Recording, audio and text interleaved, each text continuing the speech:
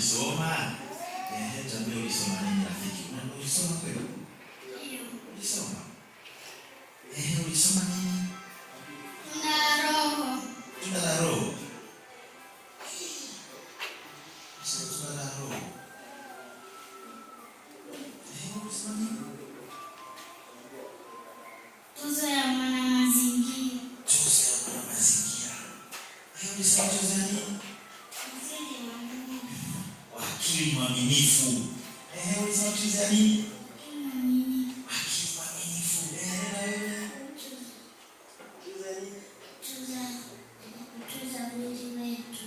Tuzo ya kutunza mwili wetu. Na wewe? Tuzo ya kutunza mwili wako.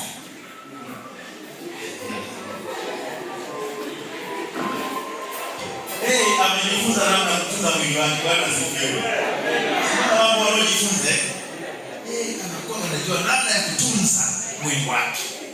Hebu tusikie yeye jifunza tuzo gani anajifunza. Tunda la Roho. Na tuzo ya tunda la Roho. Una hakika? Ndio.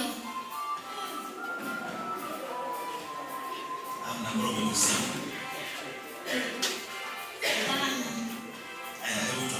Ulielewa nini? Tunda la Roho ni kuwa na upendo, furaha, amani, uvumilivu, utu wema, fadhili, uaminifu. Wasema ni Bwana asifiwe.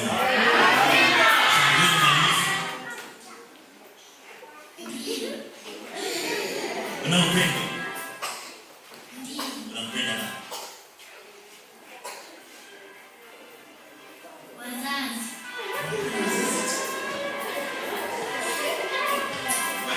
Tuzo ya mazingira unasema. Unajifunza nini kwenye tuzo ya mazingira? Mazingira ni vitu vinavyotuzunguka katika maisha yetu ya kila siku kama binadamu, wanyama, ndege, miti pamoja na majengo.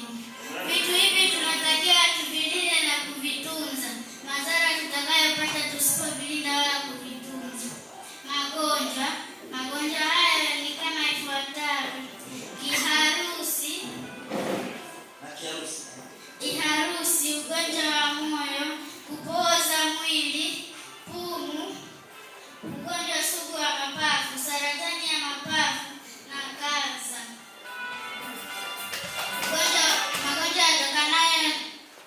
Magonjwa yatokanayo na uchafuzi wa maji ni kama ifuatavyo: homa ya matumbo, homa ya typhoid, Jamani. Bwana asifiwe.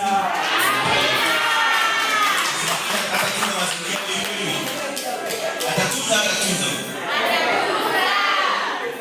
Wewe lazima atunze.